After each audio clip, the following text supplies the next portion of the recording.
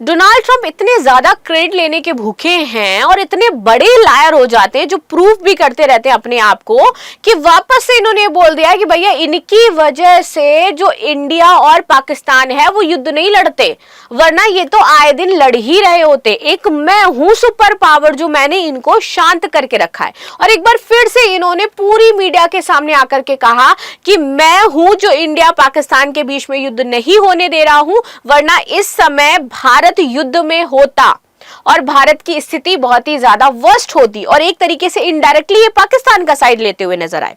तो चलो इनके इस स्टेटमेंट को थोड़ा सा डीकोड करते हैं और ये देखते हैं कि डोनाल्ड ट्रंप की वजह से कितने सारे युद्ध अभी प्रेजेंट समय में शुरू हुए हैं, क्या स्थिति इन्होंने बना करके रखी है, और कैसे ये अपने आप को पीस मेकर कहते हैं कि भैया इनकी वजह से पीस एस्टेब्लिश हुई है, जबकि पूरा वर्ल्ड अनरेस्ट हुआ पड़ा है सिर्फ और सिर्फ अमेरिका की वजह से, और सबसे बड़ा कारण उसमें ट्रंप हो जाते हैं।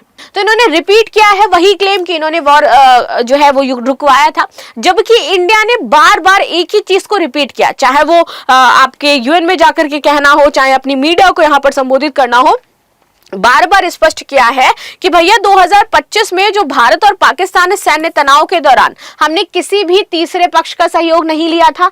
भारत ने खुद ऑन एंड ऑन ये सारी चीजों को नोटिस किया, खुद ही अपने मन से यहां पर सीज फायर करी थी, जिसमें किसी नेशन का कोई भी रोल नहीं हो जाता और किसी भी नेशन ने यहां पर किसी भी अंतरराष्ट्रीय मुद्दे पर यहां पर मध्यस्थता नहीं हुई है। अब देखो इसमें क्या सिनेरियो बन रहा है।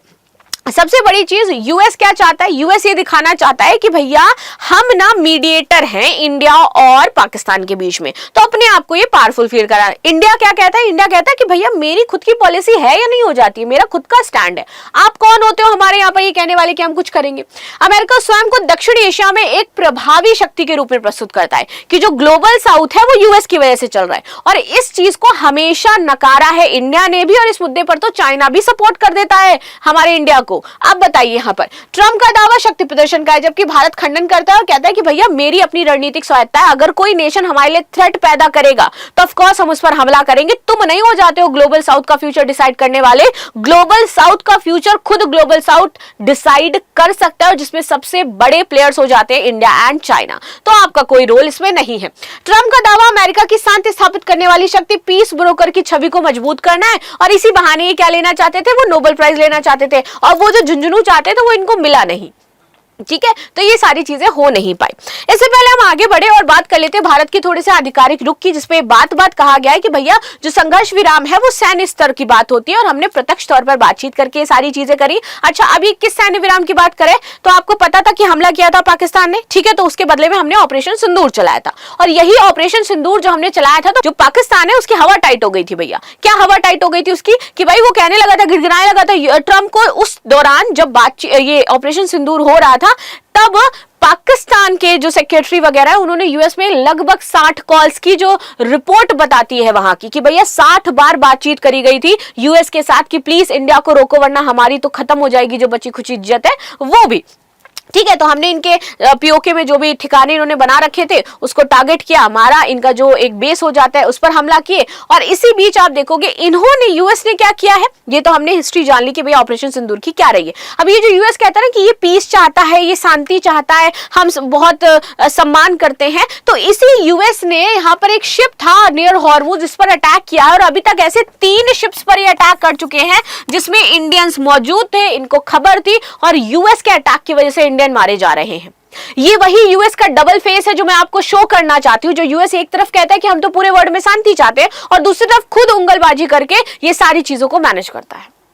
ठीक है, अब इन्होंने जैसे ही ये सारा काम किया तो भारत ने यूएनएससी में जाकर के ये बोला कि भैया ये गलत एक्टिविटी हो जाती है और यूएस ऐसा नहीं कर सकता है। तो यूएस ने अपनी सफाई में क्या बोल दिया है कि भैया हमें तो पता ही नहीं था, और देखिए यहाँ पर dressing up miscarriage the military operation does not absolute प्रिपरेटर, India ने स्लैम किया है पाकिस्तान को यूएससी में ओवर कश्मीर रिमार्क। तो ये सारी चीजें हम करते रहते हैं, हमारा ये मामला चलता रहता है। इसी बीच यहाँ पर मनोज यादव है जो कि जनरल सेक्रेटरी हो जाते हैं सीमेंस यूनियन ऑफ इंडिया के, इन्होंने एक बात कही, I absolutely refuse to believe that the US lacked information information regarding the nationalities of the people on the board those ships. इनका कहना है कि भैया मैं पूरी तरीके से खारिज करता हूं कि इनको पता नहीं था कि उस शिप में जो लोग हैं उनकी नेशनलिटी क्या हो जाती है. That is simply not possible, because ये पॉसिबल ही नहीं है. मेंशन होता है I am 101% certain that the US naval forces knew exactly how many Indians and the foreign nationals were on those vessels. If the ship failed to heed their instructions, detaining them was a viable alternatives.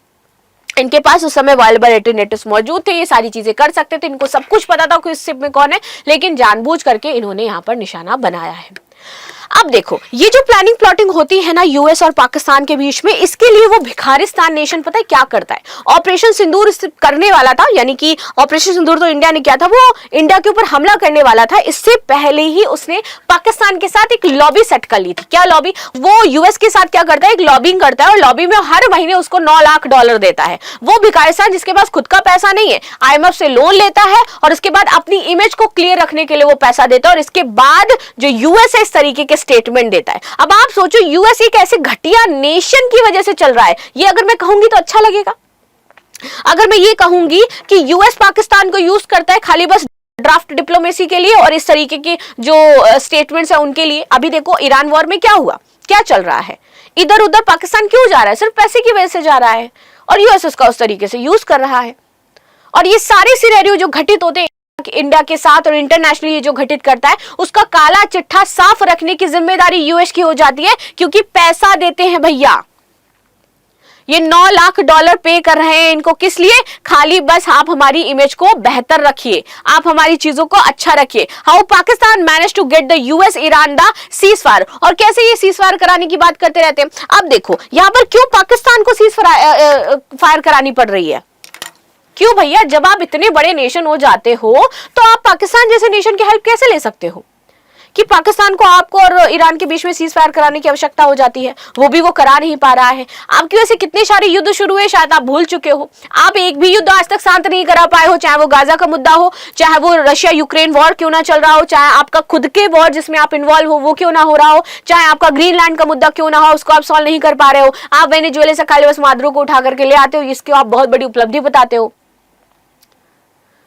आपने क्या किया? बांग्लादेश में जनजट क्रांति करवाई. किस लिए करवाई? सत्ता गिरा दी, क्योंकि आपको एक सेंट मार्टिना द्वीप था वो नहीं मिला. तो ये आपका रियल फेस हो जाता है जो आप हर जगह कराने का ट्राई करते हो. और ये चीज आप इंडिया में भी करना चाहते हो लेकिन पॉसिबल हो नहीं पा रही है. हर आसपास की कंट्रीज में देखो आप क्या हुआ है, सत्ता परिवर्तित हो चुकी है, लेकिन भारत एक लौता ऐसा देश बचा है जहां पर अभी तक सत्ता परिवर्तित हो नहीं है, जिसको करने का प्रयास कर रहा है.